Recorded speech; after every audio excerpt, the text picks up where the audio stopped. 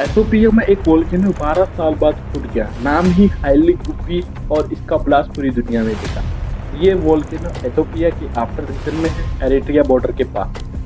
Sunday को ये हवा तक इरोप्ट हुआ और 14 किलोमीटर तक ऊपर गया। एस क्लाउड रेड सी क्रॉस कर गई, यमन और ओमान तक पहुंच गया और हवा के साथ ही कुछ एस पाकिस्तान और इंडिया तक ऊपर भी ड्रिफ्ट होते दिखा।